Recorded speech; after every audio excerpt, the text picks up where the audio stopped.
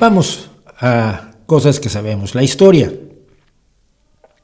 La historia que tenemos de hoy es la del café, el té y el chocolate, las tres bebidas que en el siglo XVII cambiaron el mundo y fueron consideradas lo peor imaginable.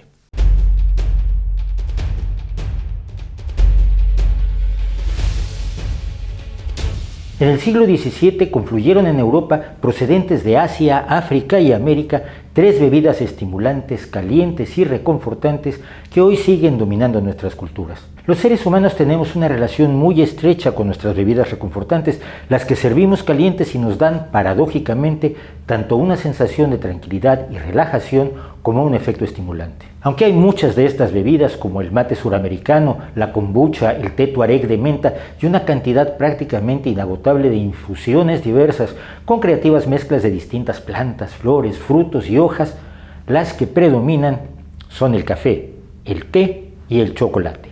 La más antigua de estas bebidas, o al menos de la que hay registros más tempranos, es el té, que fue descubierto en la provincia de Yunnan en China hacia el año 1000 antes de la era común y fue utilizado con propósitos medicinales durante 1600 años, hasta que hacia el año 618 de la era común empezó a popularizarse en China como bebida reconfortante y disfrutada por su sabor. Un siglo después llegó a Japón, donde se naturalizó y se hizo parte de la cultura nipona.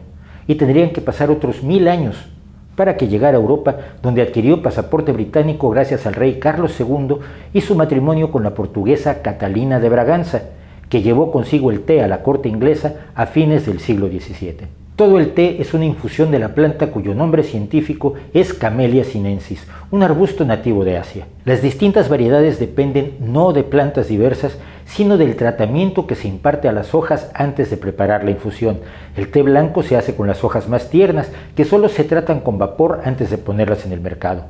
El té verde se hace con hojas más maduras, que se tuestan para deshidratarlas y para detener el proceso de fermentación que se inicia en ellas naturalmente. Si se deja continuar la fermentación durante un tiempo, se obtiene el té oolong, mientras que si se deja que se desarrolle por completo, se obtiene el té negro. El té contiene como principal estimulante la teanina, una sustancia que reduce la tensión, mejora la cognición y estimula los sentidos, o eso dicen. Contiene también cafeína, en mayor proporción por peso que el propio café, teobromina y teofilina, que conjuntamente forman un cóctel estimulante y psicoactivo que explica en gran medida que sea la bebida reconfortante más popular del mundo. El té también contiene unas sustancias llamadas catequinas, potentes antioxidantes que en la década de 1990 empezó a pensarse que podían ser beneficiosos para la salud. Vale la pena señalar que, sin embargo, los estudios realizados durante el último cuarto de siglo no ofrecen ninguna evidencia de que los antioxidantes tengan ninguna propiedad concreta para mejorar nuestra salud,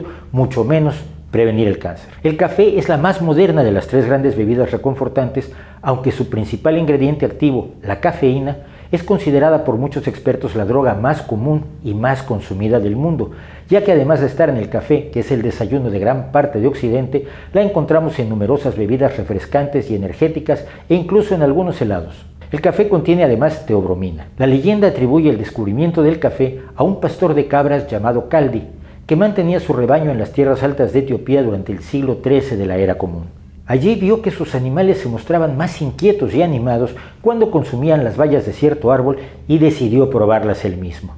Como fuera, para el siglo XV el café ya era cultivado en Yemen y los árabes prohibieron su cultivo fuera de las tierras que controlaban para venderlo a Europa, donde empezaron a aparecer los establecimientos donde se podía consumir una taza de café y participar en estimulantes conversaciones en las principales ciudades de Inglaterra, Austria, Francia, Alemania y Holanda. En 1616, los mercaderes holandeses precisamente sacaron de contrabando de Yemen semillas de café que empezaron a cultivar en invernaderos. Más que otras bebidas, el café fue considerado por muchos un producto satánico que exigió la intervención del Papa Clemente VIII para autorizar su consumo en 1615. El chocolate era originalmente una bebida esencialmente amarga, obtenida al tostar las semillas del árbol de cacao y luego molerlas, para cocer el resultado en agua adicionada con vainilla aromatizante, algunas especies y a veces algo de chile o maíz molido y alguna miel natural. Puede sonar poco apetitoso, pero resulta que el chocolate, cuya etimología no es clara, por cierto, no era solo una bebida que se consumía por gusto. Si el gusto por el chocolate azteca era probablemente adquirido, Como el gusto por el amargor de la cerveza, la energía que impartía al consumidor era su principal virtud. Al describirlo en una de sus cartas a Carlos V, Hernán Cortés exageraba un tanto o un mucho, asegurando que una sola taza de esta bebida fortalece tanto al soldado que puede caminar todo el día sin necesidad de tomar ningún otro alimento. Como a tantos otros productos de origen vegetal, al chocolate se le atribuyeron en principio diversas propiedades terapéuticas y su llegada a Europa fue precisamente como bebida curativa, de lo que dio noticia el médico Alonso de Ledesma, que publicó un tratado al respecto en Madrid en 1631. Pero si no curaba tanto como se prometía, su preparación evolucionó con azúcar, canela y preparado a veces con leche en lugar de agua, y pronto se popularizó como bebida placentera. El ingrediente activo que hace que el chocolate sea una bebida estimulante es la teobromina, una sustancia relacionada con la cafeína que no fue descubierta sino hasta 1841. Las tres bebidas llegaron a Europa y compitieron por el favor de los consumidores que habían descubierto los placeres de un estimulante caliente donde antes solo habían tenido cervezas y vinos. En España y Francia el chocolate adquirió personalidad propia, mientras que en Suiza asumió otras formas más sólidas. El café se apoderó del continente europeo y después del americano, con una sola excepción, el Reino Unido, cuyo romance con el café apenas empieza a desarrollarse en el siglo XXI después de 200 años de té. Gustavo III, rey de Suecia, estaba convencido de que el café que había invadido sus dominios era un peligroso veneno y se propuso probarlo. Se procuró a dos hermanos gemelos condenados a muerte y les conmutó la pena por una cadena perpetua a cambio de que uno se tomara 3 jarras de café al día y el otro hiciera lo mismo con 3 jarras de té bajo la supervisión de 2 médicos. Gustavo III fue asesinado en 1792 y los 2 médicos eventualmente también murieron, mientras los condenados seguían vivos. Se cuenta que el bebedor de té murió primero, a los 83 años de edad, y nadie sabe cuánto tiempo después murió el bebedor de café.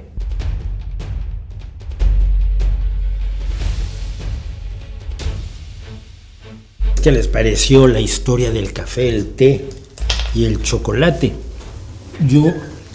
El té no me hace muy feliz. Chocolate me gusta más en tableta, pero sin café yo no. Habría muertos, ya habría yo iniciado 2 guerras si no tuviera café.